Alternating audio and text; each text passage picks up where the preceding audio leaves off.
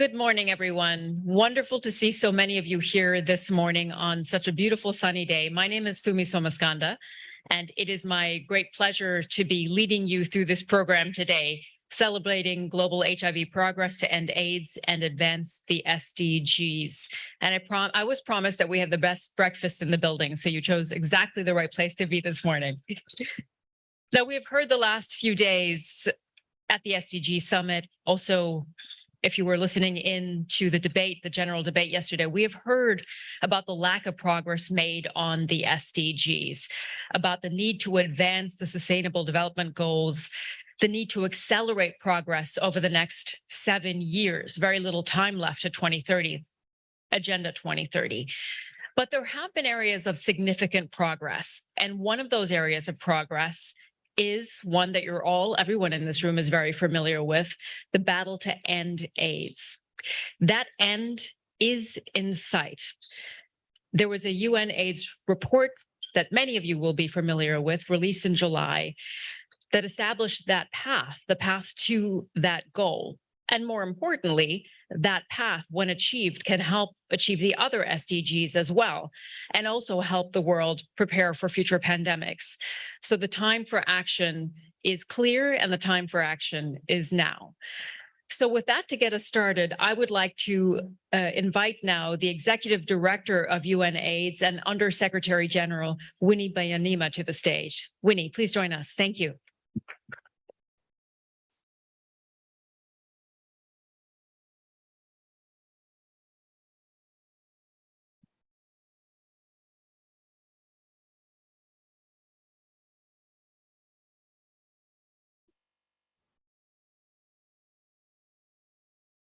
Thank you, Sumi.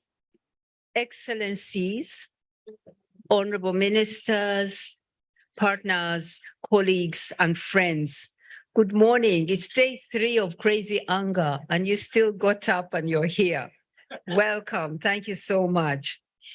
I'd like to thank very much the governments of Botswana, the United States of America, and the European Commission for co-hosting this high-level event. We come together today to celebrate the tremendous progress in the global HIV response and to advance other sustainable development goals. Over 40 million people, 40 million lives have been lost to AIDS. Even now, AIDS claims another precious life every single minute. The AIDS epidemic is not over, but it can be. So we must also celebrate and appreciate that amidst the daunting polycrisis in the world today, the HIV response remains one of the greatest success stories of our time. AIDS-related deaths declined by almost 70% since the peak in 2004. New infections reduced by almost 60% since the peak of new infections in 1995. This is a huge impact and a marker of the progress the world has made in a time when there's a lot of backsliding. Today we celebrate how more and more countries are getting on the path to end AIDS. Though not all countries, but more and more.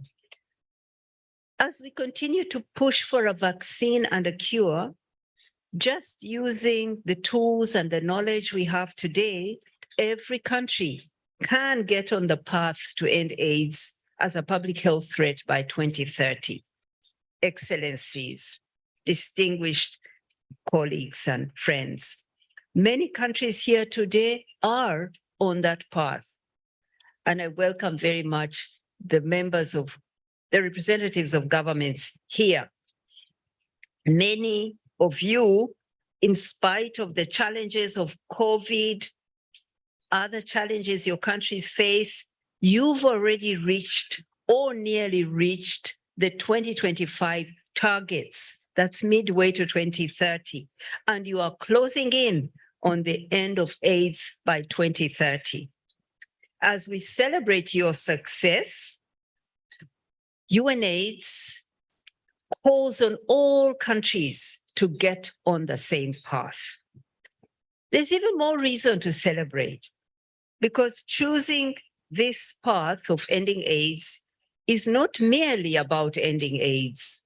It is about using that investment in HIV to prevent future pandemics. The success of our global response to HIV/AIDS extends far beyond health and the SDG 3. It actively contributes to the progress of other SDGs. For education, SDG 4, gender equality, SDG 5, and the reduction of inequalities, SDG 10. The path that beckons to end AIDS is very clear. It calls for unwavering political leadership by the leaders here today. The sustained engagement of communities also represented here today. We must sustain the amazing collaboration between governments, communities, between the United Nations and people living with HIV until we end AIDS everywhere and for everyone. In this historic effort, we must acknowledge the extraordinary contribution by PEPFAR and the Global Fund. We celebrate the fearless spirit of people and communities affected by HIV. Their resilience, their courage, their determination has been the driving force behind our progress. My sister Flores from the Global Network of People Living with HIV, I am glad that you're here today. Today, 30 million people around the world living with HIV are on life-saving treatment. But there are 9 million people whose lives are still hanging in the balance. 9 million not yet on treatment. And we will not stop until we extend treatment and virus suppression to all those who are still waiting. I recently expressed my heartfelt gratitude to the American people for their unwavering support through PEPFAR, the United States President's emergency plan for AIDS relief. PEPFAR stands out as the most significant contribution made by any single country to the global effort to end AIDS. The world needs PEPFAR to be reauthorized to finish the job of ending AIDS. Dear friends, ending AIDS is an indelible legacy that the leaders of today can etch into history by 2030. It's achievable. You wield the power to save millions of lives while advancing health, development, and pandemic preparedness. The path that ends AIDS, we insist, is not a mystery. It's a conscious choice, a choice to march together to 2030 when AIDS will no longer be a public health threat. Let's commit to ending AIDS as a reality, not just a dream. And in doing so, let's forge a world that is healthier, more equal, and more just for every one of us. I thank you so much.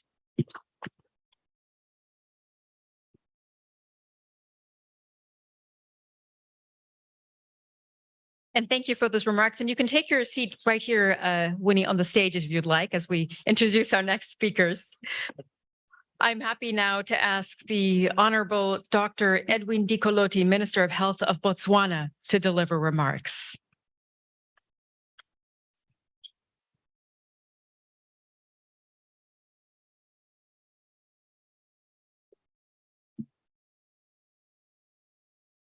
Thank you very much, Director of Ceremonies, Your Excellencies, heads of states and governments here present, our ministers here present, Your Excellencies, heads of diplomatic missions of international organizations, distinguished guests, a very good morning to you all. Good morning. First and foremost, let me take this opportunity to extend my sincere thanks and gratitude to UNAIDS for inviting the Republic of Botswana to co-host this very important side event, together with the United States of America and the European Commission. On behalf of His Excellency, the President of the Republic of Botswana, Dr. Mokgweetsi Eric Masisi, I wish to express our appreciation for according Botswana the opportunity to share her achievements in the management of HIV and AIDS epidemic. Botswana has long recognized that health underpins all development efforts as a prerequisite indicator and outcome of sustainable development policies. For that reason, the government of Botswana provides substantial investments on health infrastructural development, human resource for health, and maintains a very strong policy and regulatory environment in order to ensure that all Botswana have an opportunity to attain the highest standard of health and well-being as their fundamental human right. In this regard, the government of Botswana established the National AIDS Coordinating Agency, which has its mandate to lead a unified, multi-sectoral response to HIV and AIDS by the different stakeholders, which includes the civil society, the public sector, the private sector, development partners, and communities. And this has yielded a meaningful outcome in the HIV and AIDS epidemic. Currently, the NACA that we've now renamed NAPA has the mandate to implement a multi-sectoral HIV and AIDS, including promotional activities and prevention of non-communicable diseases. Furthermore, the National AIDS Council, which is currently chaired by His Honor, the Vice President of the Republic of Botswana, also helps to develop the policy and provides guidance and oversight regarding all the HIV and AIDS in this regard. Regarding the UNAIDS 95-95 targets, as you may be aware, Botswana is one of the first countries in the world that have achieved these targets.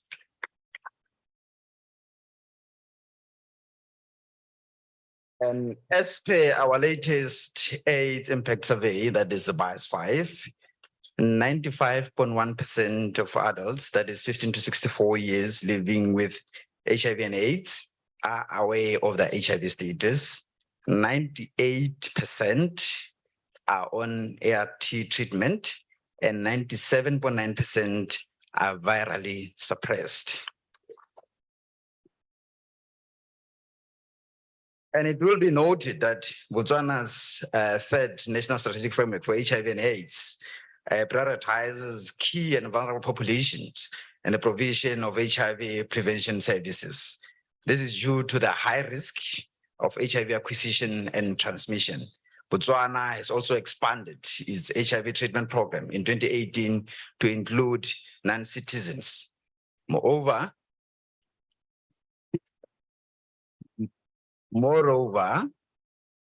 the decriminalization of same-sex relations in 2021 has paved the way for increase in seeking of HIV services for MSM, and as well as prioritization of the female sex workers. And as such, the government has ensured that the HIV treatment is universal. Madam Moderator, I take this opportunity to share that as a developing country with very high HIV and AIDS burden, in December of 2021, Botswana received its Silver Tier Award for path to elimination of mother-to-child transmission of HIV/AIDS from the WHO Director, Dr. Tedros, making it the first high HIV burden country in the world to attain this certification. And this alone, Madam Moderator, brought a lot of hope to Botswana. You could tell, you could see the belief in them that it is possible that one day as a country, we will have an AIDS-free generation. And several factors have led to achievement over the years. And first, it's the leadership. For over 2 decades, the national HIV response has been led from the very highest office, that is by the president. And this has also led to proper guidance and has led to very good response efforts. The cascade of leadership was also ensured that it cuts across all levels. And moreover, the HIV response has been guided by the domestication and implementation of global strategies, guidelines, protocols, including those from UNAIDS, WHO, PEPFAR, and other key partners. And there's also been an assurance of sustainable and predictable financing to achieve the set targets and maintain gains, which also remains very central. And this includes both domestication and international funding. And more than 70% of the HIV and AIDS funding in Botswana is provided by the government, with partners accounting for the remaining funds. And in terms of reducing new infections and accelerating the HIV preventions, our efforts in reducing new infections and accelerating the HIV prevention are inspired by the commitment to end AIDS as a public health threat by the year 2030, driven by the goal of attaining the zero new HIV infections, zero AIDS-related deaths, and zero discrimination by the year 2030.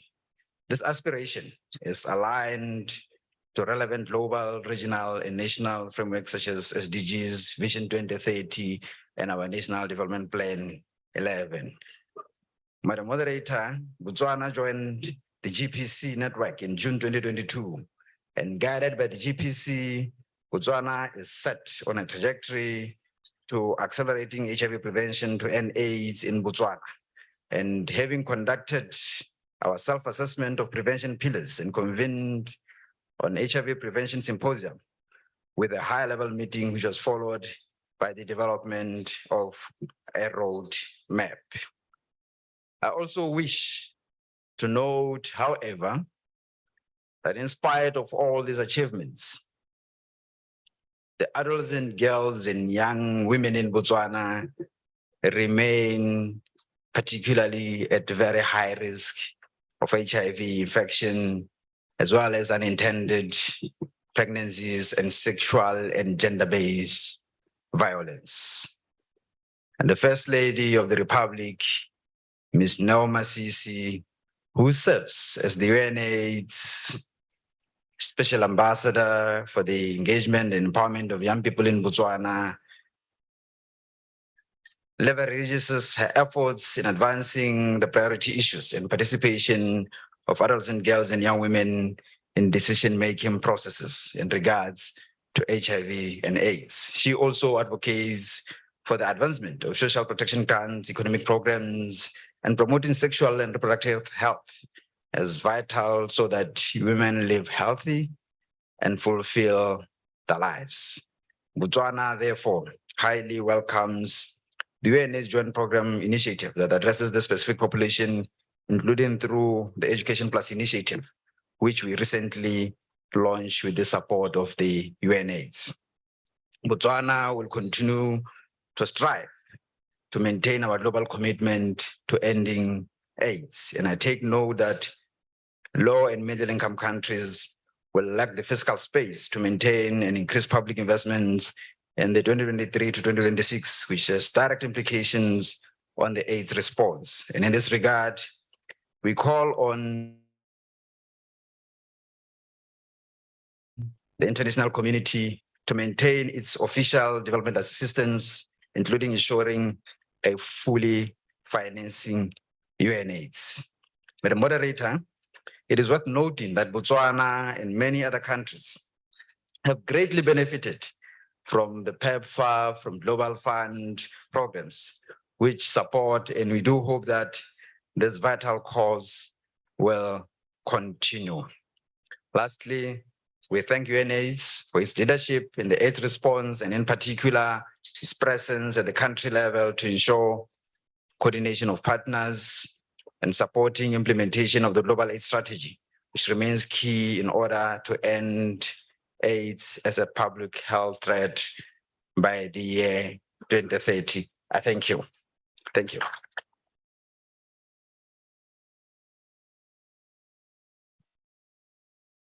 Thank you, Your Excellency. I would like now to invite Her Excellency Dubravka Suika, the Vice President for Democracy and Demography at the European Commission.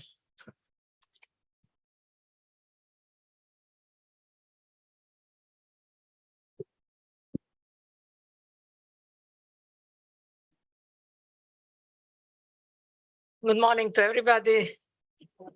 Dear ladies and gentlemen, distinguished guests, dear colleagues. I'm deeply honored to co-host this event on behalf of European Commission, together with the UNAIDS and the government of Botswana and the United States.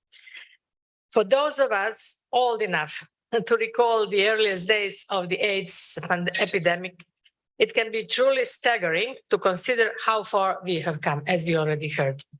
In the 1980s, AIDS was a mystery virus that rapidly became one of the top threats to public health. Today, bringing an end to AIDS altogether is within the reach. In the 1980s,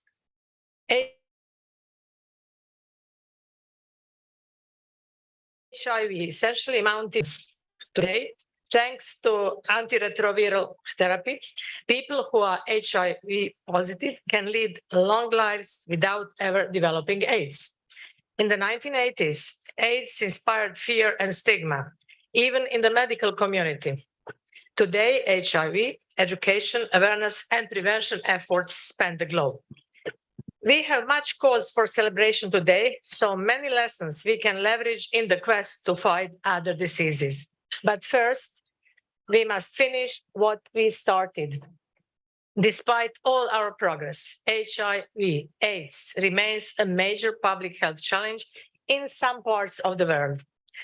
So we are all called to act.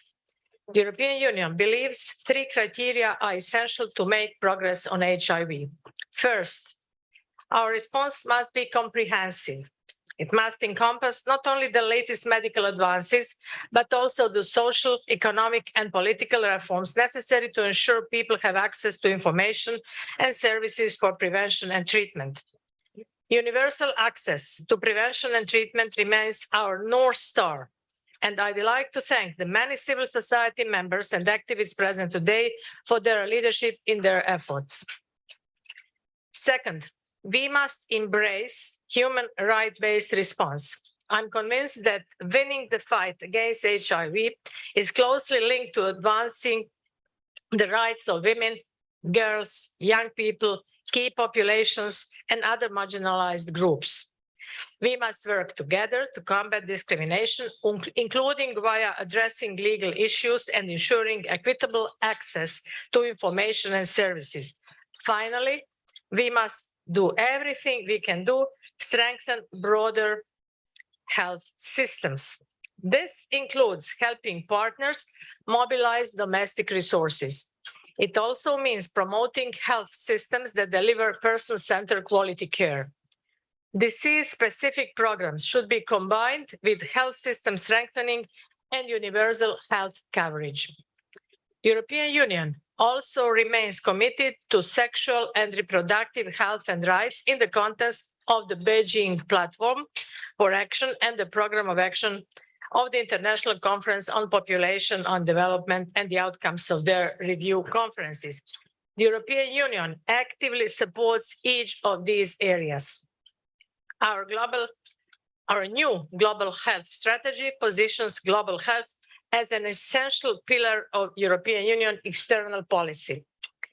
Toward that end, we recently committed a record 715 million euros to the Global Fund to fight AIDS, tuberculosis, and malaria. We also contributed 125 million to the World Health Organization for the Universal Health Coverage Partnership and 450 million US dollars to the new pandemic fund. Of course, we also continue to work hand in hand with countries around the world to promote health and well-being. For example, European Union and its member states have launched a Team Europe initiative together with African partners aimed in advancing sexual and reproductive health and rights. Dear friends, the COVID-19 pandemic reminded us of the critical role health plays, not just in our personal lives, but also in our societies. I hope the international community seizes this opportunity to renew our commitment to not just fighting HIV and AIDS, but also increasing health and well-being for all.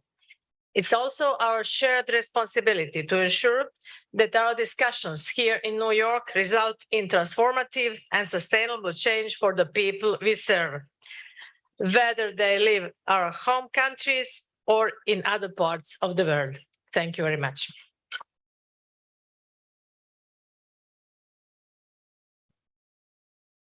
Thank you, Your Excellency. And now to the third co-host who's just mentioned, the United States. I'd like to invite now His Excellency Ambassador John Kengasong, U.S. Global AIDS Coordinator and Senior Bureau Official for Global Health Security and Diplomacy.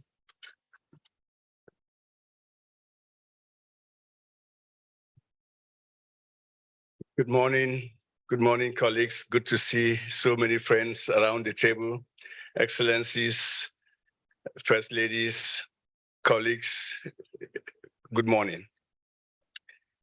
What a joy to be joining UNAIDS and all of you to celebrate the progress we've all made over the last couple of years. Our journey in HIV, the fight against HIV/AIDS, I've always reflected on that. And to me, it represents a good book with different challenging chapters. The cover story of our journey in the fight against HIV/AIDS should be from hopelessness to hopefulness. If you all remember just 20 years ago, or 25 years ago, where we were in the fight against HIV/AIDS. What remarkable progress. I've always thought of HIV, the fight against HIV/AIDS, as a formula where good politics plus good public health practice leads to impactful outcomes. Good politics plus good public health practice leads to impactful outcomes.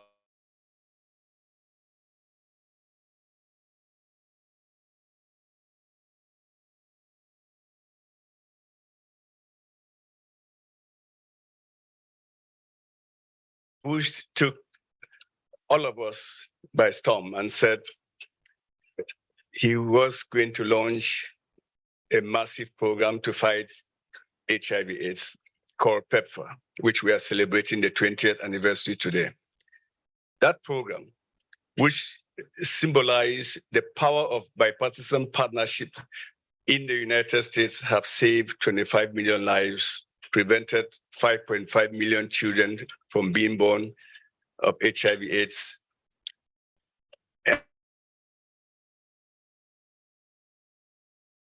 And has invested over $110 billion.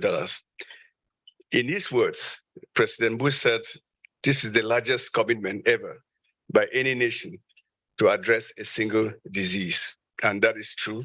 It was true then 20 years ago, and it remains true today. We find ourselves today at the United Nations General Assembly, the challenges of our time. We find ourselves at an inflection point where we have climate change issues to resolve, pandemics. We're just over with one pandemic, rising non-communicable diseases. Malaria is undone business. At the same time, I'd like to adhere to the philosophy and concept that President Biden, or rather Secretary Blinken, has outlined. He calls it diplomacy geometry, where essentially it says, despite the challenges, we should start with what the problem is, work backwards, rally the right partners, rally them in terms of form and size, and try to solve the problems despite the inflection point we find ourselves in.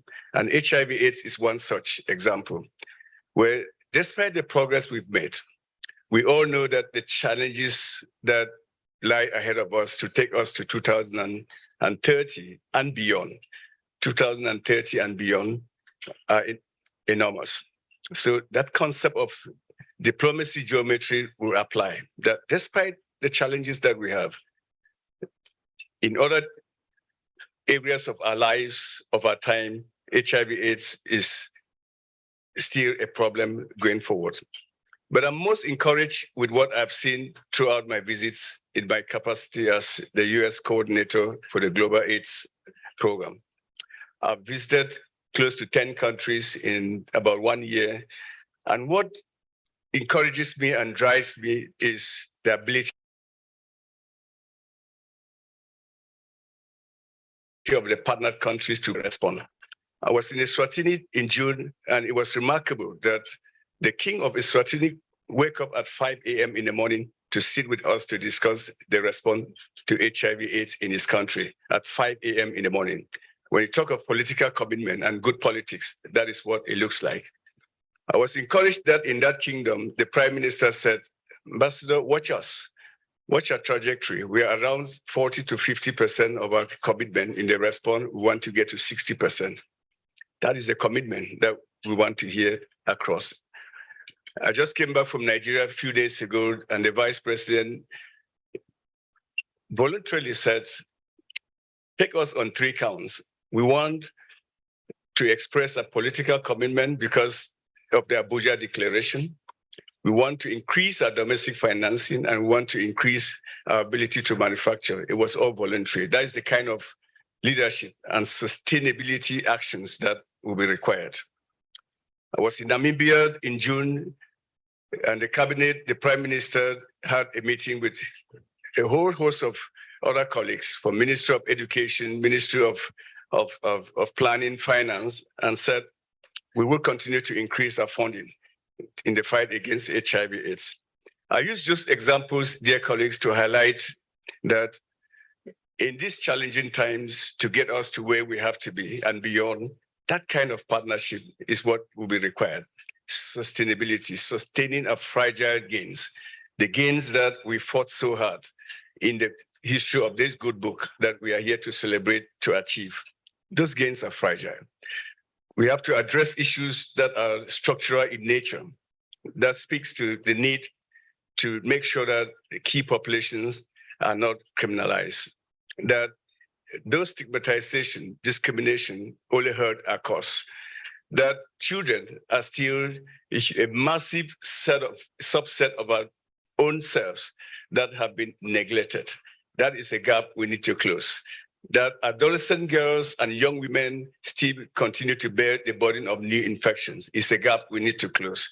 So I'm truly delighted that we are here celebrating UNAIDS, an organization that has shown us the way each time. And a chapter in that book, I hope, will say that in 1996, the concept of creating UNAIDS was perhaps one of the greatest leadership acts that the United Nations created. It represented the whole of government, just as PEPFAR represents the whole of government. And we should continue to support the UNAIDS to guide us to 2030 and beyond.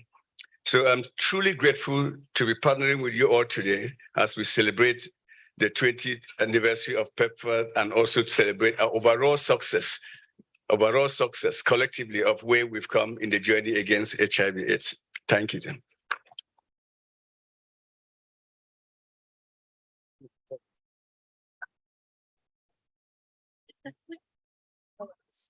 I've kept you here on stage because we would like to get now a picture of the co-hosts of this event.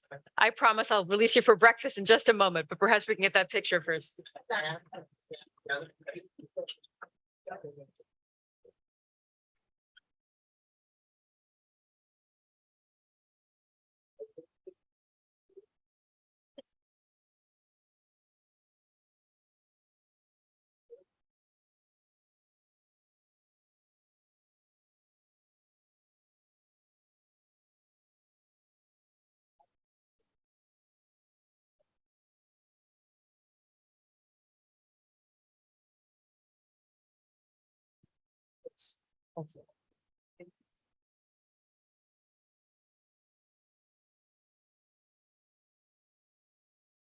Thank you to our co-hosts for getting us started.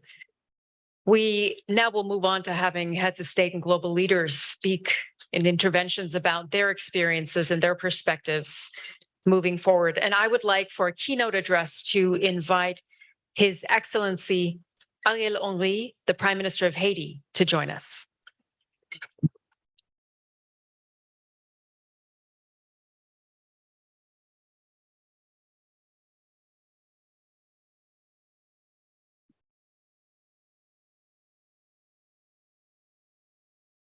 Excellencies, distinguished members of the different delegations, dear guests, I'm delighted to be able to participate today in this celebration of global progress in the fight against HIV. Haiti faces major challenges in financing sustainable development. However, the country is keen to contribute worthily to the effort to guarantee global health security. From the HIV political declaration in 2001 to the present day, Haiti has been able to provide a strong response to HIV/AIDS, which has helped stabilize the epidemic. Between 2017 and 2022, HIV incidence fell by 25%, from 0.78 to 0.58 per thousand people in the general population.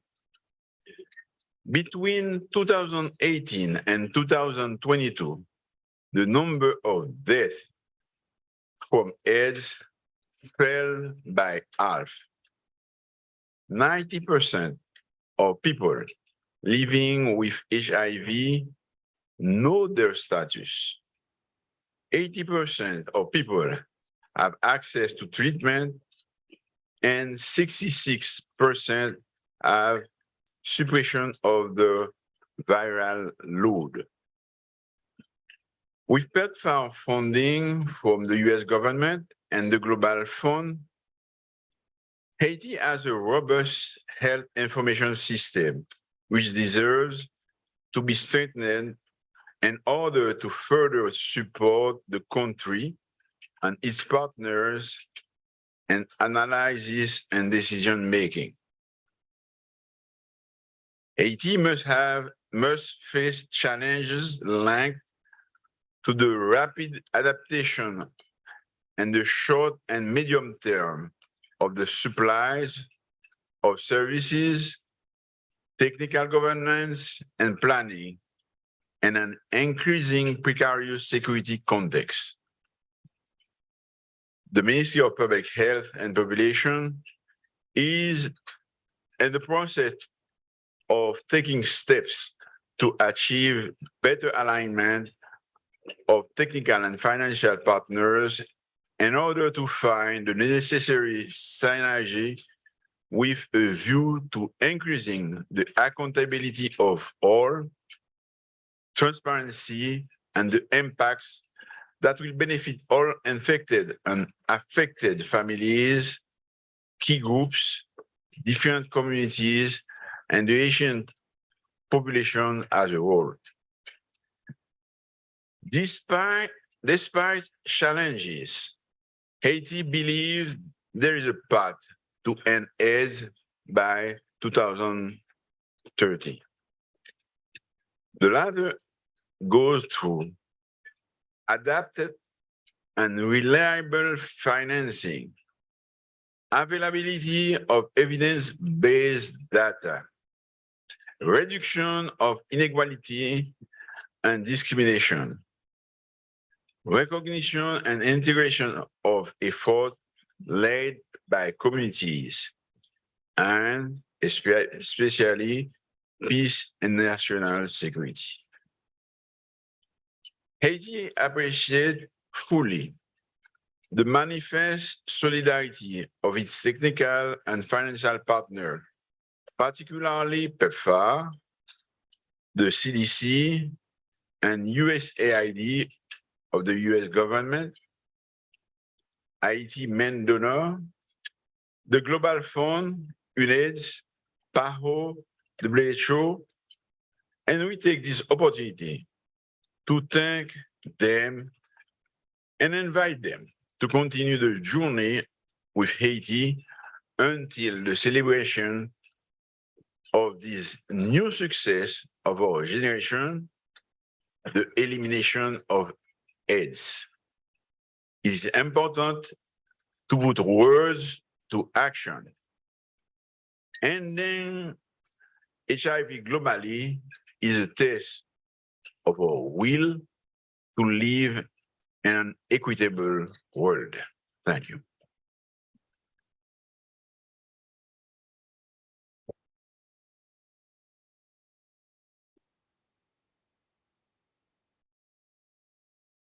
Thank you to His Excellency for that keynote address. I would like to invite now Her Excellency Monica Gengos, the First Lady of Namibia and President of OAF-LAD.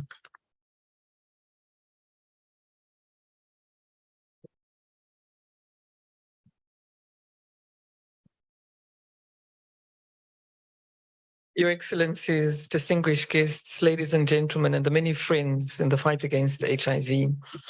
I'm quite pleased that there aren't presidents present here because I am the president of the Organization of African First Ladies. And the first mistake I made when I was elected is I went home and I said to my husband, there are two presidents in this house now. He didn't think it was funny. And he still wonders how people who are themselves unelected elected a president amongst themselves. But my husband aside, the Organization of African First Ladies for Development comprises of 43 African countries and their first ladies. And it was initially called the Organization of African First Ladies Against HIV. And UNAIDS played an incredibly strong role in the formulation of this organization. And despite the subsequent name change, our key focus remains HIV, particularly HIV in children and adolescents, for very much the reason that John pointed out. And there is much to celebrate in the global HIV progress to end AIDS, and sufficient gains have been made to the point where countries like Namibia and Lesotho last month were determined by USAID to have reached epidemic control. That's 2 of 6 African countries who've done that. So there are significant gains, and I agree with Winnie. We can see the finish line, and that's why it's heartbreaking that we see so many divergent paths. I may not look like it, but I did run marathons in my pre-First Lady time. And I know how hard that last mile is. It's hard to start and it's hard to end. So this last mile is important. One of the most effective ways to keep us on track are effective partnerships. I was very pleased when the Minister of Health from Botswana, Honorable Dikolotti, spoke to the work of the First Lady Neo Masisi in Botswana. And that will be the story of most African countries, with most First Ladies really activating partnership with their governments in order to extend that reach. While our path to ending AIDS needs to be a sustainable path, it does include sustainable finance. And like Botswana, Namibia also does mobilize a lot of domestic resources, also to the extent of 70%, with the rest of the money coming from very effective partnerships like PEPFAR. PEPFAR is a consequential running partner to the last mile.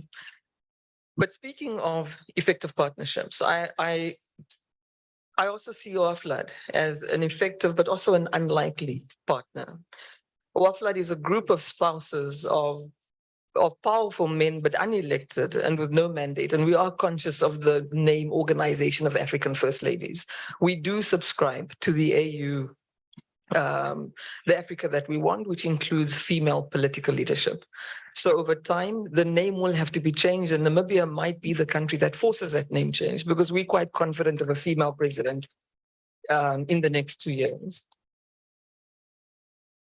But let's go back to African first ladies. The stereotypes are many, but away from the stereotypes that this could evoke, I want to tell you about a campaign we're currently running, which is called the We Are Equal campaign.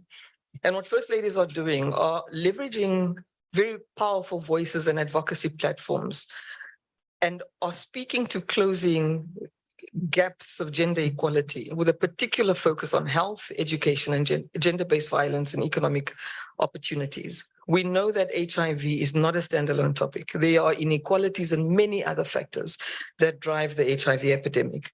And that is why we have such a wide focus in this campaign. The campaign has already been launched in several African countries, including Namibia. And by the time that we finished, the campaign will have been launched in a number of African countries with a likely and very achievable reach of 700 million African minds and hearts. And this speaks to my point that political will and leadership is critical, but so are partnerships, particularly effective partnerships. It also makes my point that anyone like a first lady who has unearned privilege, who has social capital, has to treat that capital the way that anybody should. You need to spend it.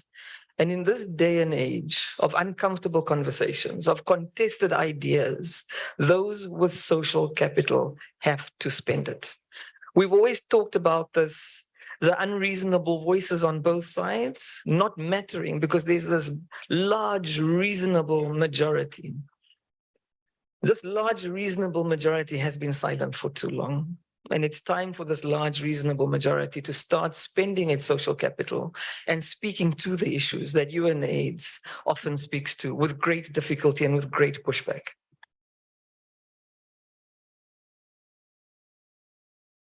And this is what OAFLAD is trying to do. And UNAIDS can forever count on the Organization of African First Ladies as a consistent partner, that it's prepared to use its social capital, its convening power and advocacy platforms in ensuring an AIDS-free generation. Thank you.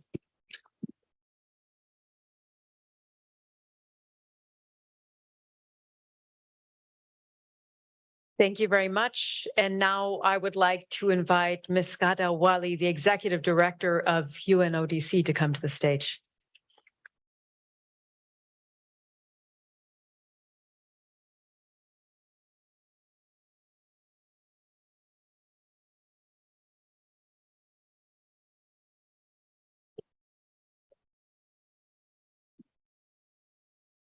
Good morning, everyone. Very happy to be with you today. Thank you for joining us, and I hope you have been enjoying your breakfast. And as promised, it is probably the best one in the building, so thank you very much. Esteemed Prime Minister, Ministers, Madam President, Excellencies, ladies and gentlemen, it is my pleasure to be here today, and I want to take this opportunity to thank the co-sponsors for organizing this important event, and to thank you all for being with us and for your commitment to making real progress to end AIDS. I have the honor to deliver the following statement on behalf of 11 co-sponsoring agencies as the chair of the UNAIDS Committee of Co-Sponsoring Organizations for 2023. As we have heard from previous speakers, major progress has been made in reducing new HIV infections. Progress has been made strongest in the countries and region that have engaged leadership and also partnerships, but also, and most important, most financial investments, such as in Eastern and Southern Africa. Money matters in fighting AIDS. Countries with the largest reduction in new HIV/AIDS infections are using refined data to focus their prevention programs strategically for maximum impact. Progress has been strengthened by ensuring legal and policy frameworks that do not undermine, but instead enable rights. Existing legal instruments to protect the rights of people from vulnerable groups have been strengthened in many countries. For example, in Ghana, the government committed to ensure that drug laws and policies are consistent with the country's obligations under ratified international human rights treaties. This courage is what generates opportunities for success. These gains, along with the strengthened health and community systems, are triggering extensive health, social, economic, and development benefits. By protecting the livelihoods of individuals and households, successful HIV programs are supporting and increasing the incomes of households affected by HIV, as well as fostering improvements in wealth and helping safeguard food security, health outcomes, and schooling. The HIV response has contributed substantially to building health security, especially through strengthening health systems and community systems. This was evident, for example, when HIV laboratory systems, health workforces, and service delivery facilities were some of the first to respond to the COVID-19 pandemic in many countries. Community organizations also kept basic HIV treatment and prevention services running during COVID-19 lockdowns. HIV programs are showing that the empowerment of women and protection of their rights are essential for having healthy societies and developmental progress, as emphasized in SDG 5. And as I always repeat it, the secret lies within women and girls. Comprehensive sexuality education and integrated HIV and sexual and reproductive health services are gateways to the information, support, and tools that all adolescent girls and young women need. The holistic care and advocacy led by networks of women living with HIV have led to realization of rights for many women and their families.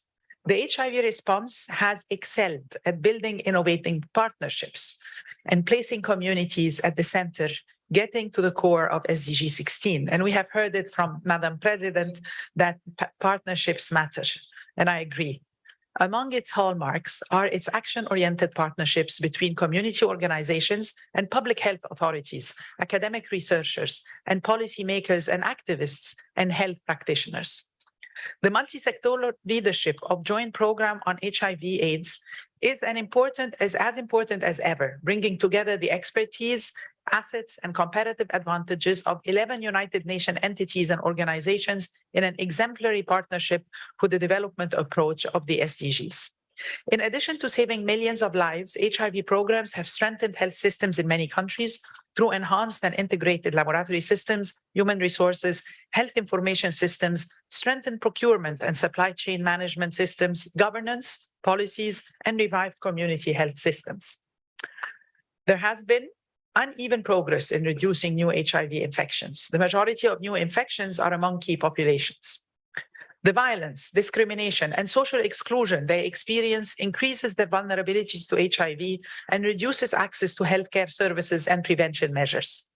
Necessary HIV prevention services for key populations are still insufficiently available or entirely absent in many countries, while punitive laws and social stigma and discrimination remain widespread. Long-standing gender inequalities, discrimination, and poverty deny many women and adolescent girls economic autonomy and expose them to constant risk of emotional and bodily harm. The HIV funding gap in low and middle income countries is widening.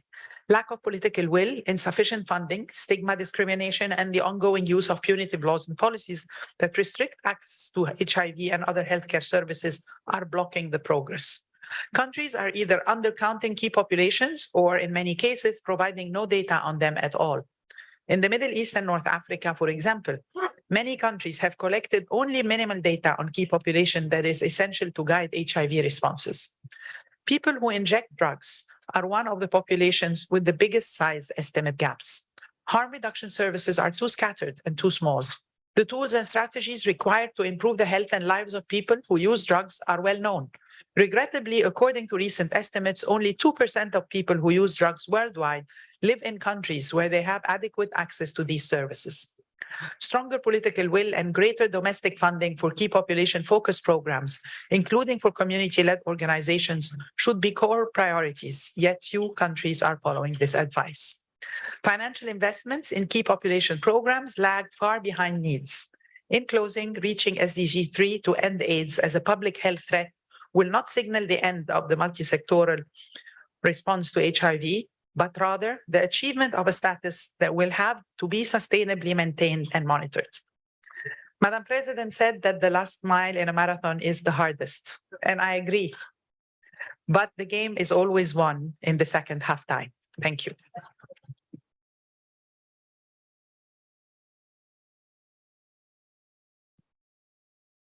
Thank you very much, Ms. Wali. Now I'd like to ask His Grace Thabo Makgoba, the Archbishop of Cape Town, to join us.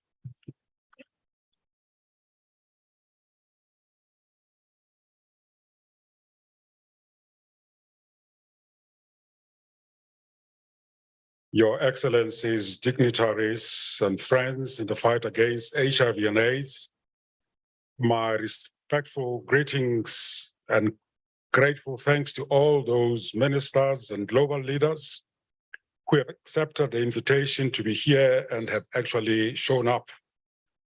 Your faith and your commitment to end HIV by 2030 are good news. Your leadership is exactly the kind of commitment that God expects of each of us, and so blessings. Faith communities and faith-based organizations have been at the forefront of caring for children and adolescents living with and affected by HIV for decades. Our faith demands this act of mercy. Our faith in God and our commitment made before God do not allow us to let this priority be overtaken until the job is done. Regardless of who we are, or who we love, or how we acquired HIV, we are God's children. Regardless of whatever new crisis the world brings, we have made a commitment to end AIDS and fight for zero stigma and discrimination. I want to direct a special appeal from Africa to the American people, to the Congress and the administration. Beginning under the administration of President George W. Bush, your nation's image in the eyes of Africans was vastly improved by PEPFAR. But now your image as a compassionate and caring nation threatens to be undermined in the next coming months. PEPFAR is the most precious initiative ever delivered in the history of AIDS. Thanks to the bipartisan support of the US Congress, PEPFAR has saved millions of lives in Africa. And no American program in my mind have saved more lives of mothers and babies than PEPFAR. There is nothing more pro-life than PEPFAR. So I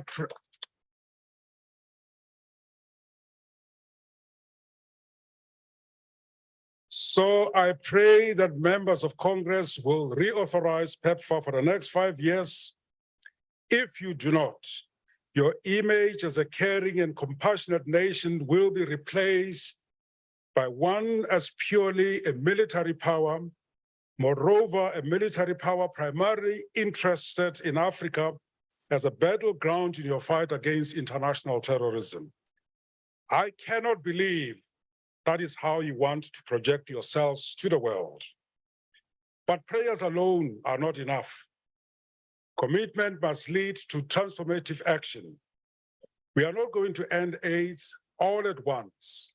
In 2021, member states agreed here at the UN to end mother-to-child transmission of HIV and pediatric AIDS by 2025. This is only 2 years from now. We have a lot of urgent work to do. The faith community and faith-based organization will continue to do our part. I ask you all to come out of this General Assembly with clear marching order to do God's work. Let us ensure no infants are born with HIV. Let us ensure every child living with HIV has immediate access to treatment. Let us ensure they are alive and thriving to join us here in 2025 to mark the beginning of the end of AIDS. I thank you.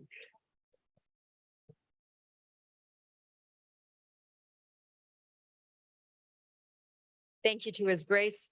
And now to round out this segment, I would like to ask Ms. Florence Anam, Co-Executive Director of GNP Plus, to come to the stage.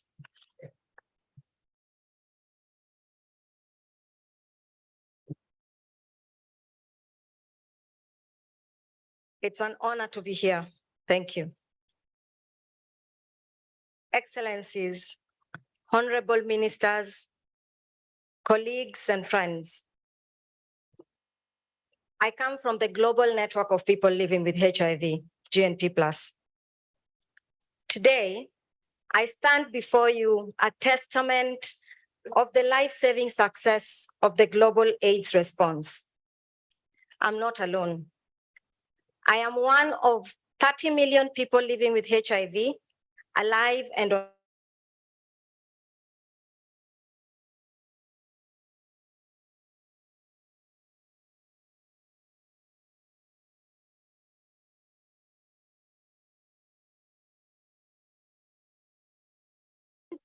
the ever-vibrant civil society and communities. Specifically, the generous funding and impact of PEPFAR and the Global Fund is unparalleled for me and for many like me. My journey with HIV started in 2006, when I heeded the call by the then Kenya's president to know my HIV status. There were big billboards everywhere. That test saved my life. I then started treatment just at the change of treatment guidelines around test and treat. This treatment has kept me healthy, has suppressed my viral load to an undetectable level. I cannot transmit the virus. Undetectable equals untransmittable.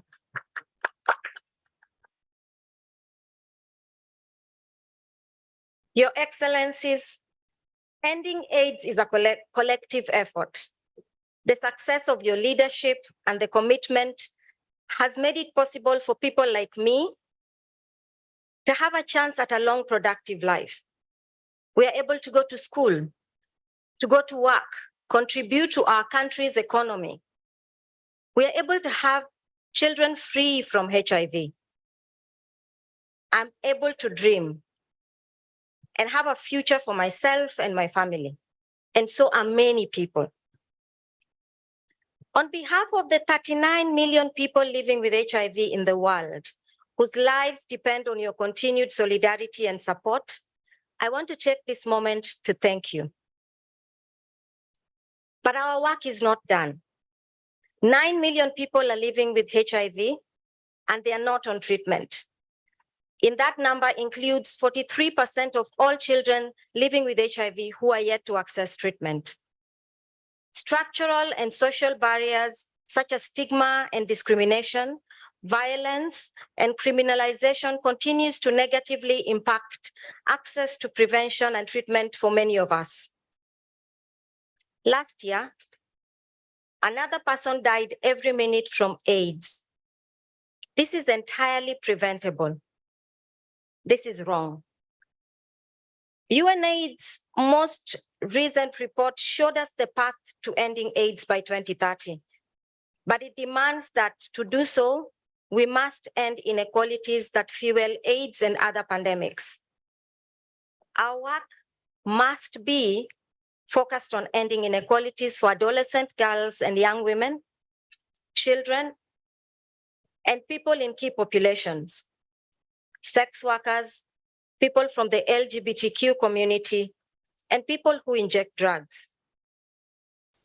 Community leadership and action alongside your efforts continues to be very useful for lessons and as a resource as we work towards sustaining the gains on the AIDS response.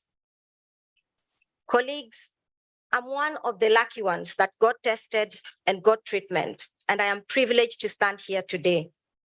I ask you all for your leadership and commitment, for your continued leadership and commitment to keep your promises to end AIDS and sustain all the gains made in the response so that millions of people can dream and have a very bright future and tomorrow.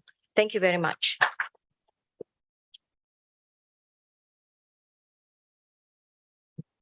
Thank you so much for sharing that with us. Very interesting interventions. We learned there about the importance of leadership, of political will, but also sustainable financing, partnerships, data, and of course, the role that women and girls play. I think that sets us up very well for our next segment, where we will hear remarks by ministers and other participants.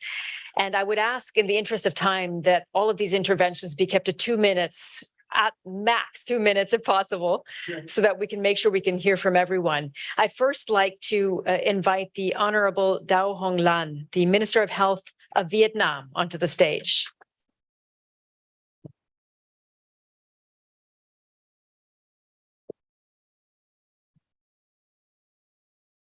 Excellency from CoHosts, Head of State, Head of Government, distinguished participants. First, I would like to thank organizers for inviting Vietnam to address all of you in this important meeting. It is a great honor for Vietnam to be the only country in Asia Pacific to be invited. Since congratulations to the country who had already achieved global 95 target and are well on track to achieve the goal of ending AIDS by 2030.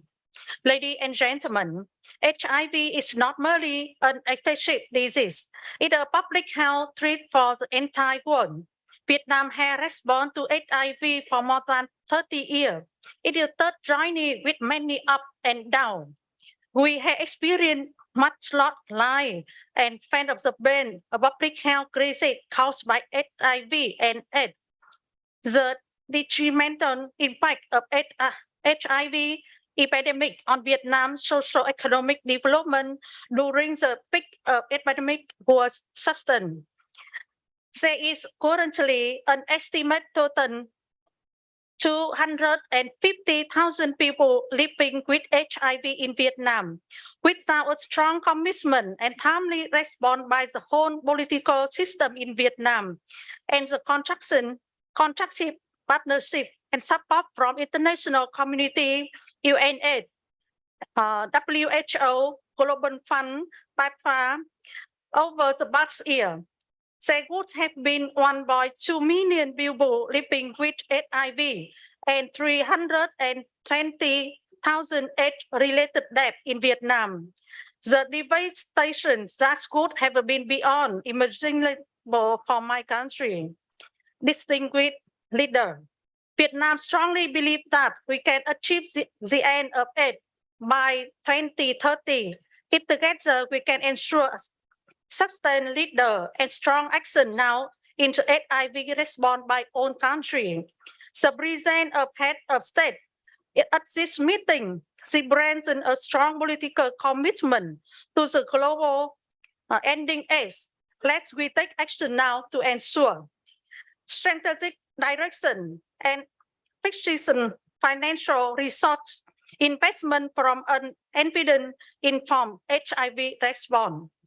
Comprehensive plan and policy framework for the timely provision of life-saving HIV service for all people in need, and active and inclusive participation in HIV response by all sectors, including the community. The government of Vietnam has always to pay serious attention to the HIV response. Our strong unwavering commitment to achieving epidemic control to demonstrate the strategic direction and policy for responding to the involved HIV epidemic over time. We know an index reason in epidemic prevention and control or lack of resources from HIV response can cause a ripple of HIV epidemic at any time and destroy hard-earned achievement in our HIV response. That's why we need to take action now. Thank you for listening. Thank you.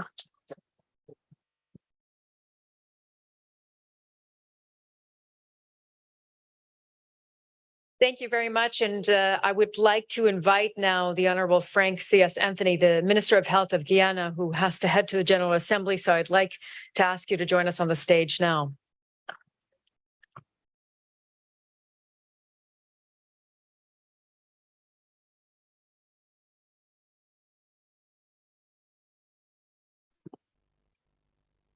Thank you very much, Sumi. Excellencies, distinguished ladies and gentlemen. First of all, allow me to thank Botswana the United States and the EU, and of course UNAIDS for co-hosting this meeting. We are very pleased to participate. Guyana is on a trajectory of ending AIDS as a public health threat by 2030. We are very optimistic that before 2030, we'll achieve the 95, 95, 95. And we want to follow in the footsteps of what Botswana shows is possible. But we've seen what COVID has done in terms of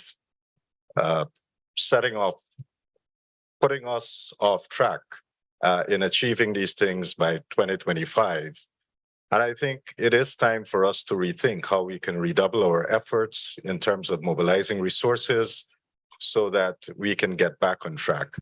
There are many countries, not just Guyana, but there are many countries in the Caribbean who's quite vulnerable to this. And the problem has been compounded because in some cases, Caribbean economies have now been classified as high income. And therefore, they're not eligible to the funding that might be possible under the Global Fund. And this is something that we have to rethink because the burden in the region is quite high. And so if we are going to be able to achieve this, we certainly would have to think about how we're going to resource this fight. In addition to that, there are newer medications that are available.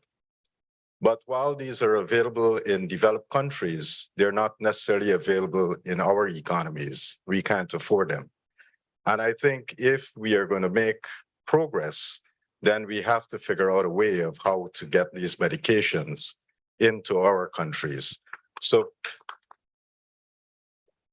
for example, we know that in terms of PrEP, we have injectables that are available, and therefore we need to have those injectables available to all countries across the globe. We know that there are newer ARVs that are available, and we want those as well. We know that with the newer ARVs, the side effects are less, and therefore it is incumbent that we have them so that our patients can be better treated. So as we look forward to the next year, I'm very optimistic. We have lots of things to celebrate, but as we go into the next phase of the fight, we also have to work to make sure that the tools that are available currently, that we all have equal access to them so that our population can benefit. Thank you so much.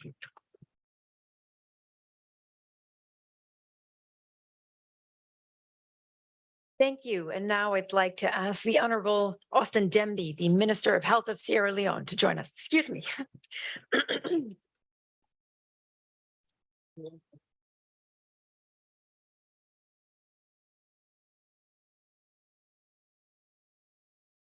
Thank you very much.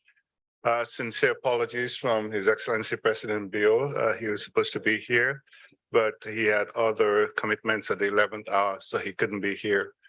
So I had prepared remarks from him, but I think for the 2 minutes, I'll just ad-lib this if that's okay.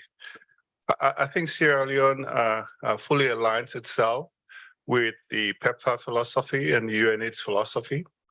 We believe that ending AIDS is achievable. In the Sierra Leone context, we have an estimated 85,000 people living with HIV and AIDS. We have about 50,000 people on treatment. So our challenge is, how do we find that remaining 30,000 people in a population of 7.5 million? I think it's achievable, it's doable. We'll find those people, we'll ensure that all 83,000 of them are on treatment, and we'll ensure viral suppression. I want to make that commitment as our contribution to ending the AIDS epidemic as we see it in Sierra Leone. Thank you.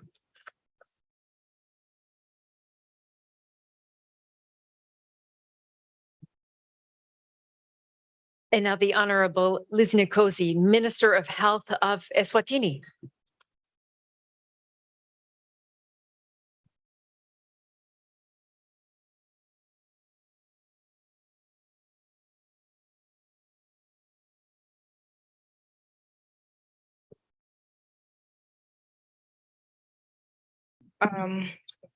Program Director, you will forgive me.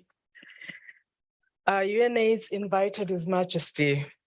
So I have been tasked to read his speech, and I don't know how to do that in 2 minutes. So please bear with me. Your Excellencies, distinguished guests, ladies and gentlemen,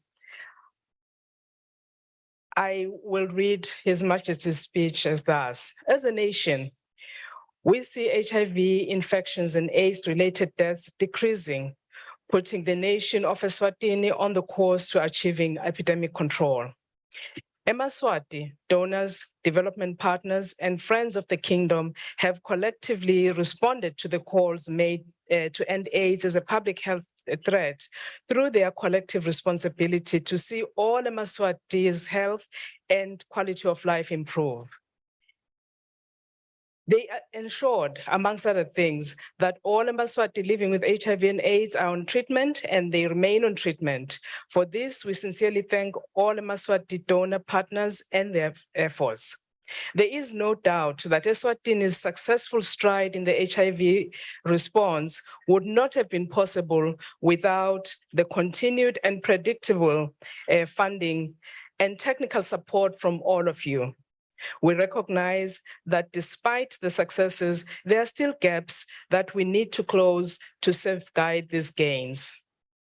Firstly, my government is committed to ensuring that we all get, those who need will all get HIV and Emaswati, especially those, excuse me.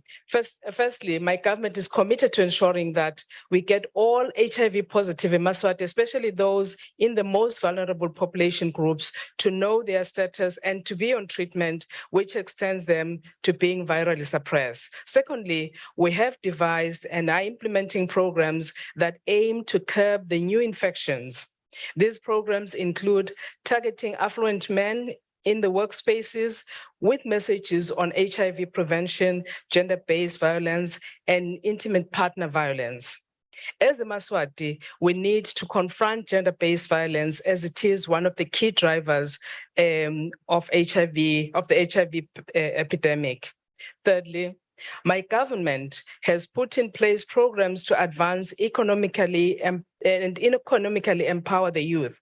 This includes a youth revolving fund and regional development funds, which grant access to resources for the youth for business opportunity, the One UN Youth Program focusing on economic empowerment, entrepreneurship, education, and health and well-being of the youth, and the Pepper Dreams program, which is helping to roll out empowerment activities to the youth. I believe that the initiatives we've put in place will, one, ensure that we sustain the gains and close the gaps for the 95-95-95, and to ensure that the 95-95-95 agenda is rolled out at all levels, especially amongst all priority populations at risk of HIV. The urgency of the systemic and multi-sectoral approach in addressing the remaining inequalities, structural impediments, and barriers that prevent HIV, preventing HIV and ending AIDS as a public health threat in Eswatini remain a priority. To save lives and advance the end of the HIV pandemic and to ensure that no one is left behind, I pledge my government will continue to upscale HIV and other public services to ensure that Emaswati have equal access to these services and continue to target the hard to reach and primarily discriminated populations. I pledge that we will strengthen the systemic and multi-sectoral approach that aim to address inequalities that hinder service uptake to ensure that the national HIV response is equitable and gender transformative. Strengthening the people-centered multi-sectoral systems in the HIV response and allowing communities to lead in the fight is critical in alignment with a call to end AIDS as a development issue. The community-owned and led systems that Eswatini has built over the years to end AIDS lay the foundation for containing health emergencies and developing local HIV responses effectively to respond to the emerging micro-epidemic targeting adolescent girls and young women, men, and key populations. The Kingdom of Eswatini is committed to sustaining the gains that we've made in the HIV response. We will continue investing domestic resources towards procurement of antiretroviral drugs, managing the antiretroviral treatment, and comprehensive integration of the HIV response in all development agendas. With just 7 years remaining before the deadline for meeting sustainable development goals, my government is also committed to meeting the Agenda 2030. As a country, we continuously reflect on the progress we've made and where we need to improve. In conclusion, I pledge on behalf of the Kingdom of Eswatini to ascribe to the commitments in the UN General Assembly, the political declaration on HIV and AIDS, ending inequalities and getting on track to end AIDS by 2030 as part of the global community, like many of us here, of you here. I thank you and may God bless you.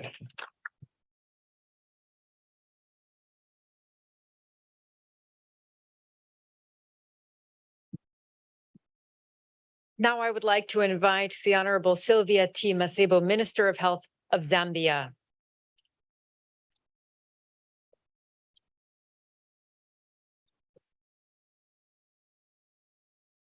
Okay, it looks like we are not going to be joined by the Minister of Health of Zambia at the moment. So I'd like to invite now next the Honorable Susan Nakumicha, the Cabinet Secretary in the Ministry of Health of Kenya. Thank you.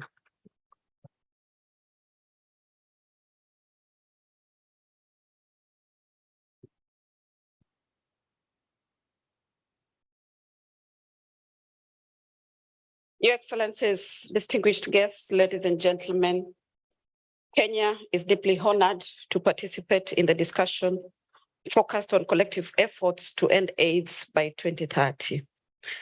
I wish to extend my gratitude and appreciation to Mrs. Winnie for hosting this event and inviting us. I would like to deliver a statement on behalf of our President, His Excellency William Samoei Ruto. I will do it in the shortest time possible. Kenya is home to about 13% of the people living with HIV globally. The country has consistently played a key role in advancing the positive global trajectory in management and control of HIV. We have achieved our near universal availability of patient-friendly medications, greatly improving the quality of life and reducing AIDS-related deaths. As the Vice Chair of the UNAIDS Program Coordinating Board, we are steadfast believers in the global frameworks that seek to address the disparities among countries and populations. We acknowledge that public health challenges have the potential to claw back on progress, even in very strong economies. In many low-income countries, epidemics and pandemics force a significant portion of the population into extreme poverty, pushing them to lead undignified lives. For example, the COVID-19 pandemic represents a critical turning point that has reshaped the global health landscape. Excellencies, ladies and gentlemen, the pandemic underscored the need for global partnership and building resilience healthcare system. At the same time, there's an urgent need to improve Africa's capacity to manufacture health products and other essential commodities. These lessons require committed political leadership to ensure equitable, flexible, and widespread application of solutions in addressing emerging health crises. Despite the transformative shift in global healthcare landscape due to the COVID-19 pandemic and other humanitarian challenges, we must avoid diverting our focus from addressing HIV. Failing to uphold this dedication would result in unfavorable historical judgment of our global solidarity. Acknowledging that ending AIDS and other epidemics such as tuberculosis and malaria by 2030 may seem ambitious. His Excellency, the President, recently directed the country's efforts towards achieving an end to AIDS by close to 2027. And I'm happy that early this month, we launched our Rapid Results Initiative in one of our counties that has the biggest burden in the country. And I'm happy that the governor from that county is here with me today. As the vice chair, we are preparing to assume leadership for the UNAIDS Programming Coordinating Board in 2024 with a firm commitment to inspire countries to set and achieve more ambitious targets along with corresponding actions. Your Excellencies, ladies and gentlemen, the global frameworks and institutions designed to address the AIDS pandemic still demand our unwavering attention and allocation of resources to protect the advancement and achievements amidst the competing priorities. They should serve as our pathfinders in addressing the emerging health challenges. I would like to urge the global community to recognize our progress and tackle existing gaps, and especially by aligning to country plans.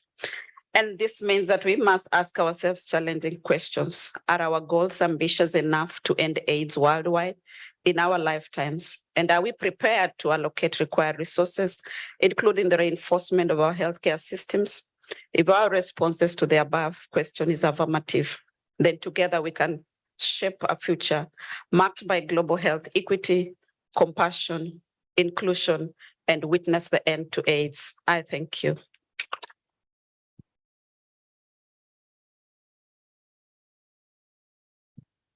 And our next speaker is the Honorable Stephen Donnelly, Minister for Health of Ireland.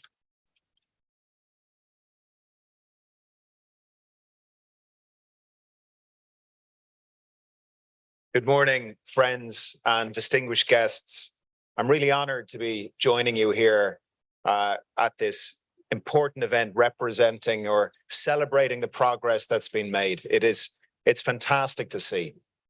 Ireland's commitment to global health and our work to end HIV, along with TB and malaria, is stronger than ever. In a time of increased uncertainty globally, and as we all push together to regain lost ground during COVID. Addressing global health challenges, as we know, is difficult.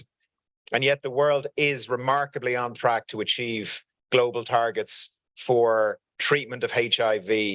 And it is so inspiring at a time when there has been commentary on the lack of progress in some areas of the SDGs. I think the progress that has been made, championed and led by many people in this room at an international level and at a national level, it is inspirational, not just for the fight against HIV and to protect children, women and men from HIV, but as an example that with global leadership, with funding, with coordination, with bravery, with practical decisions taken on the ground, that the other SDGs can and must be met as well.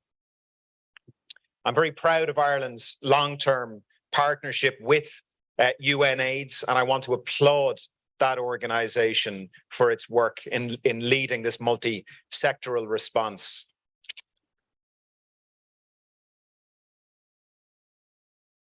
Our ongoing commitment was reflected in a multi-year agreement signed this year to contribute greater financial sustainability and stability for UNAIDS, which we must see. In addition, of course, the Global Fund is a very important partner for us in Ireland in the fight against HIV. The fund accounts for about 30% of international funding for HIV programs globally and contributes greatly to the recovery of HIV services post-COVID.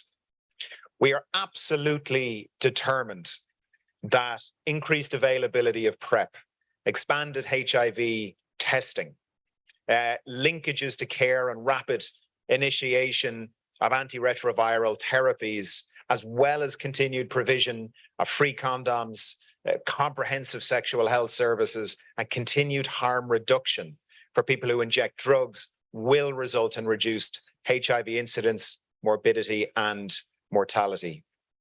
We have, of course, learned from the HIV epidemic that it is imperative to involve those people and communities directly affected by disease in the decision-making.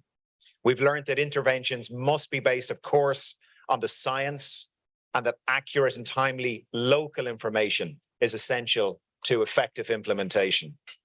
We've learned that we must put equity and we must put equality at the heart of everything we do in our response.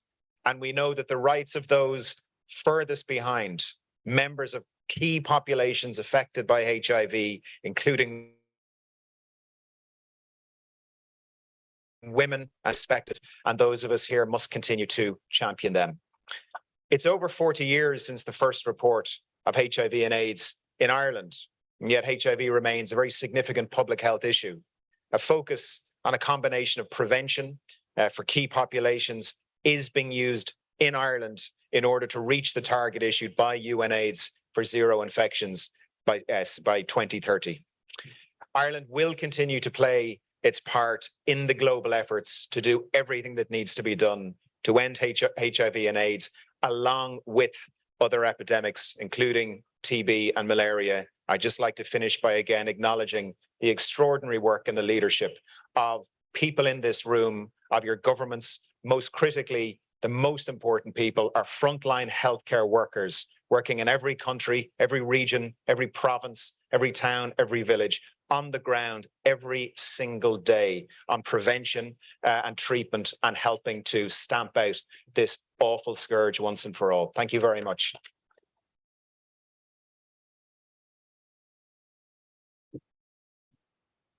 Thank you. And I'm happy now to invite the Honorable Manuel Pizarro, the Minister of Health of Portugal, to the stage.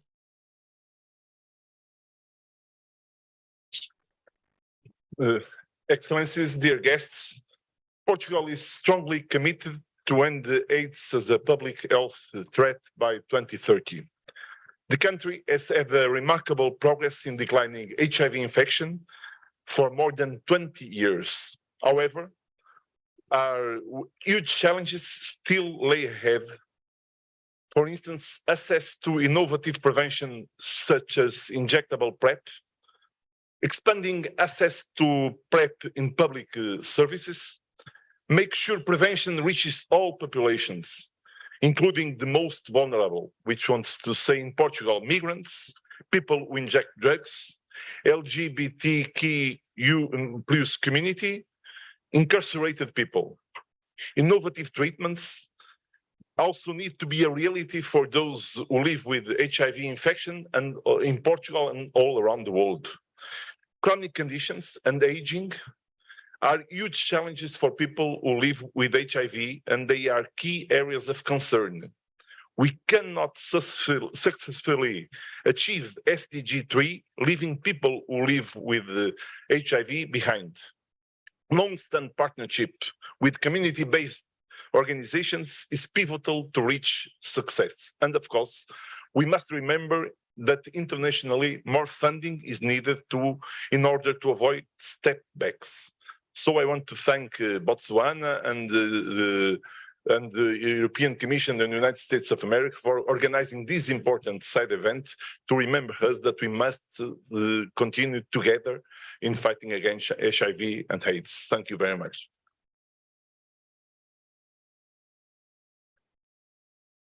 Thank you. And before we move on, I'd like to ask if there are any other ministers in the room who would like to deliver remarks. Going once. Thank you. At this point, I'd like to invite now Dr. Gail Andrews from the Government of South Africa to join us.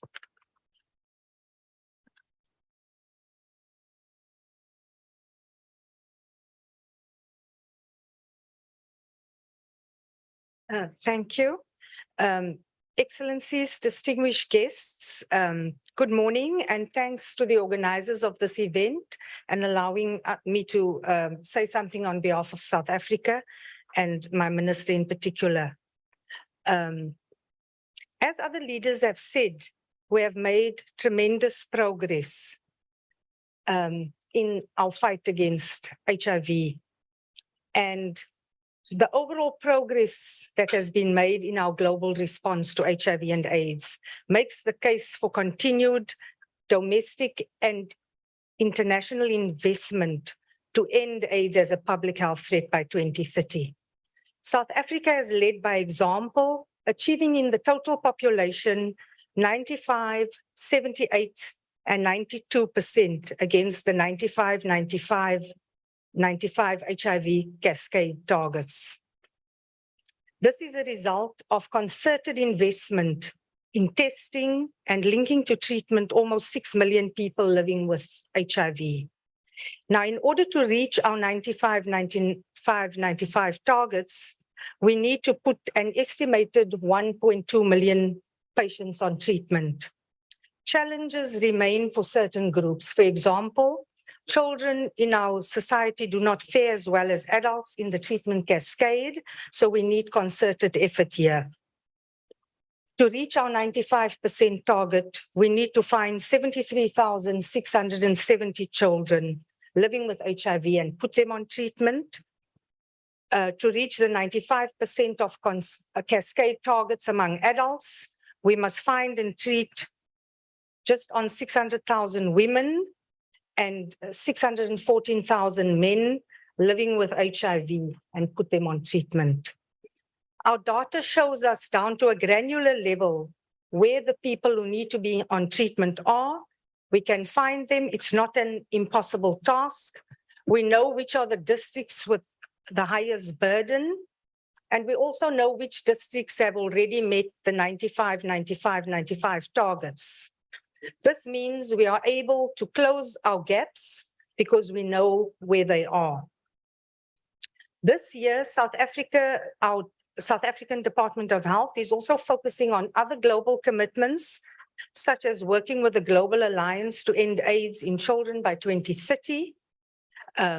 And we are also embracing the Global Prevention Coalition and the 10-point plan to ensure the specific needs of each population are addressed through the delivery of quality health services.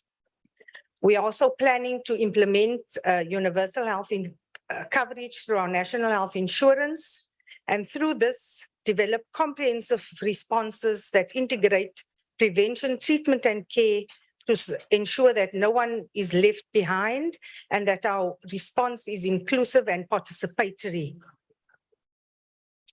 We are acutely aware too that to end AIDS, we need to confront and dispel the inequalities and vulnerabilities that drive poverty, food insecurity, teenage pregnancy, sexually transmitted infections in children and adolescents, and key and priority populations such as sex workers, men who have sex with men, and people who inject drugs. So we remain committed to also not losing sight of that in order to advance our work in ending AIDS. Lastly, we want to pledge our commitment and ensure everyone that we remain committed to working with key partners, in particular with PEPFAR, UNAIDS, the Global Fund, to attain epidemic control. And we will continue to strive to end AIDS and other infectious diseases such as malaria and TB by 2030. I thank you.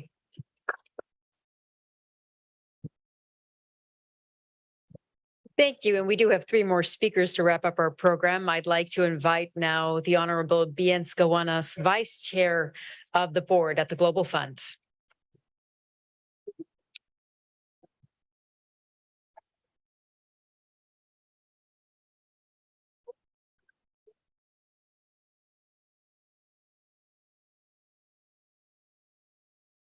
Good morning, partners, friends, comrades, as we used to say. On behalf of the Global Fund, I would like to thank UNAIDS and PEPFAR for our incredible partnership and achievement in the fight against AIDS. Since 2002, AIDS-related deaths have fallen by 72%, and new infections have gone down by 61% in countries where the Global Fund invests. This progress is testament to the power of our partnership efforts. I would like to just say that while the Global Fund supported programs have seen a strong recovery in their programmatic results for HIV/AIDS in the past year, we remain off the trajectory required to achieve the SDG targets of ending AIDS by 2030. We need to intensify our focus on prevention, and therefore the Global Fund's HIV prevention investments have grown significantly from $705 million over the 2018-2020 period to more than $850 million over the 2021-2023 period. We believe that our commitment to HIV prevention centers on adapting investments and programs to reach the people in most need of those services, leveraging new approaches to deliver interventions in ways that respond to their individual needs and in places that are close to where they live, work, have sex, and use drugs. To close prevention coverage, we need to focus on key populations, sexual partners, and continue to put countries and communities at the center, supporting and helping forge and maintain firm political commitments and address inequalities to put people first and invest sufficiently in proven strategies. Millions are still missing out on treatment, and we have heard earlier the reasons why. I also want to believe, or the Global Fund believes, that our success in reversing or in having an effective HIV response was to fight stigma and discrimination. But today there's an alarming erosion of human rights, a growing anti-gender movement, a shrinking space for civil society, and a rollback on LGBTQI+ rights that is threatening the global progress that we have made.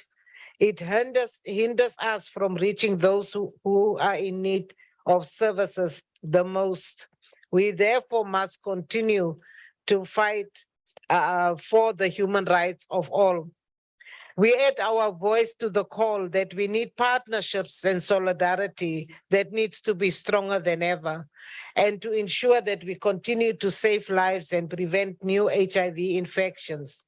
In this regard, it is absolutely critical for Congress to deliver a clean 5-year PEPFAR reauthorization to safeguard the progress we have made collectively and to achieve the global target of ending the HIV/AIDS pandemic as an epidemic, as a public health threat by 2030. This needs to happen, as I said before, alongside continuous efforts to collectively address the human rights and gender-related barriers that impede progress. We have the knowledge and the tools to prevent every new HIV infection and each AIDS-related death. In 2020, the world missed the 1990 targets agreed upon at the United Nations General Assembly in 2016. We are gathered here today and know that many countries are doing the right things and reaping the benefits. Many of us have said leadership matters, political will matters, and money matters, but most importantly, people matter. Let me end with a quote that my sister Winnie, UNAIDS Executive Director, often says: "The path that ends AIDS is not a mystery. It's a political decision. Therefore, let us continue to make this decision every day, every year, and at every UNGA." Thank you.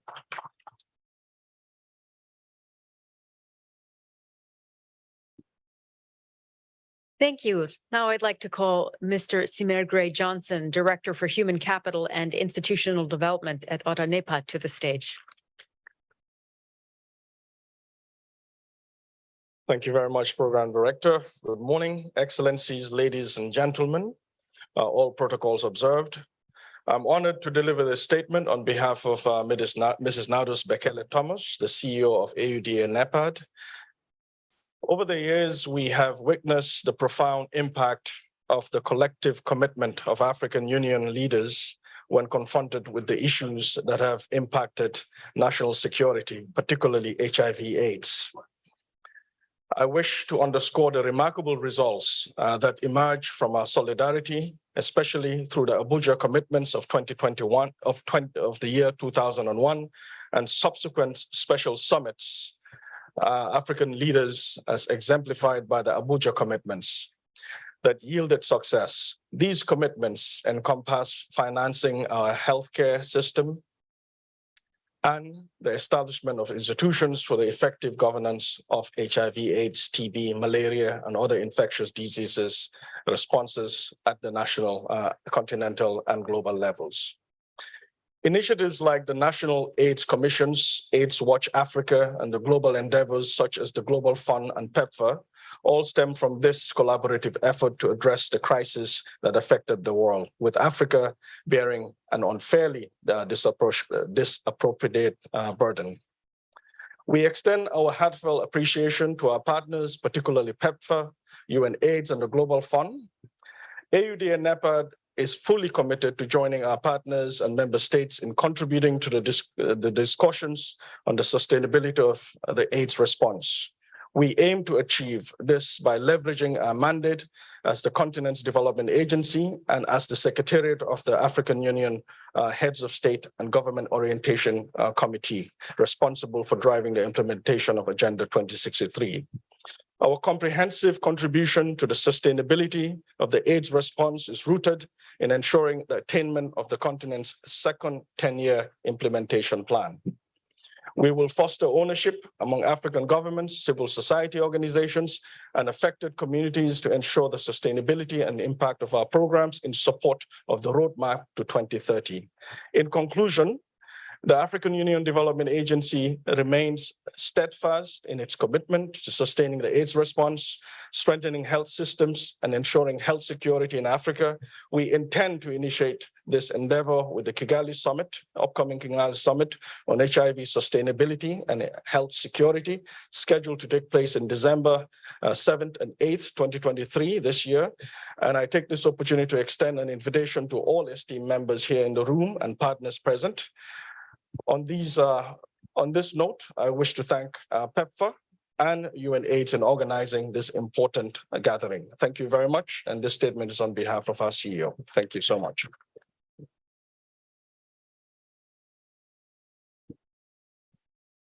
And finally, I would like to invite the Honorable Martin Chungong, Secretary General of the Interparliamentary Union.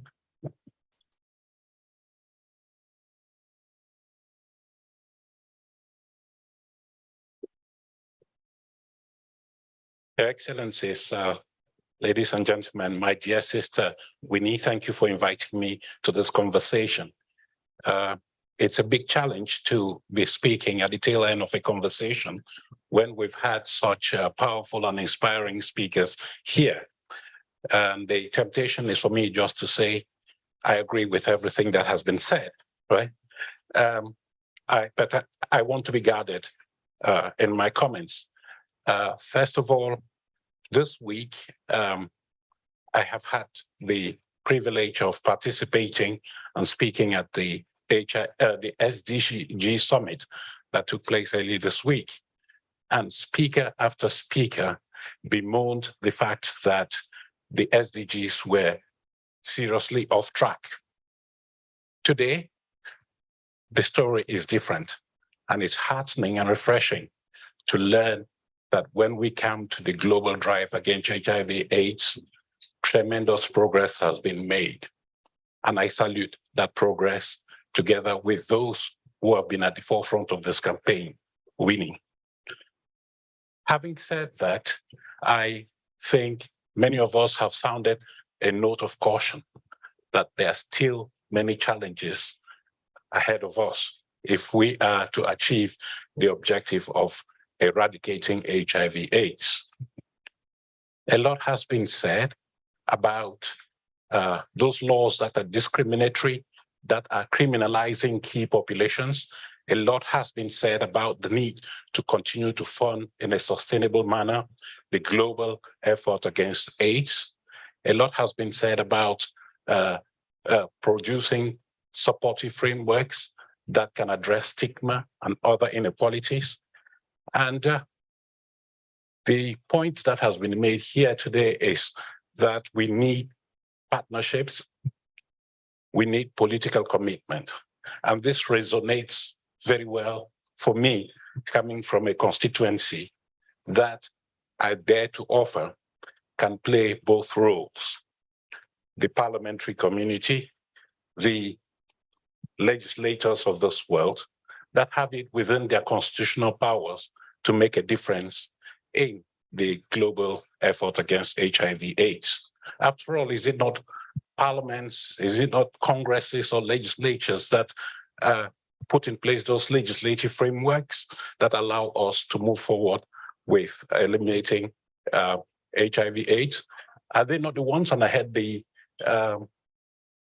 Archbishop of Cape Town, who called on Congress, the United States legislature, to do all in its power to make sure that PEPFAR continues to exist and is properly funded, because this is a role that accrues to parliaments, that of budget allocation.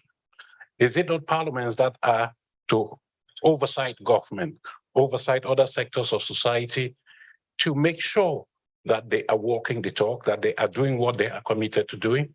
I want, therefore, to offer, on behalf of the global parliamentary community that I represent at this ONGA, I want to offer that we mobilize the goodwill, the political commitment that is in parliaments. We mobilize the partnership that parliaments can provide in support of the global effort to end HIV/AIDS. And I want to ask my dear sister Winnie to agree that following this conversation, she and I reach out to all the speakers of parliaments of this world to ask them to make sure that we maintain and uphold the momentum that has been achieved in the global effort to fight HIV/AIDS. So I will be approaching you, Winnie, for us to sign a joint letter to all the speakers in the world. And I want to offer the IPU's General Assemblies as another platform for making sure that parliaments place HIV/AIDS high, as usual, on the political agenda. Thank you very much.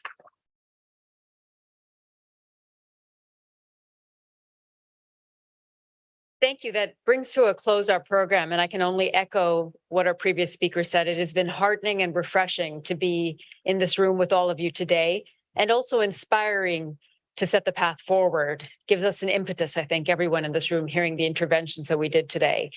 On behalf of the host countries, Botswana and the European Commission, and of course, the United States, and Winnie Byanyima, the Executive Director at UNAIDS, thank you so much for being a part of this morning.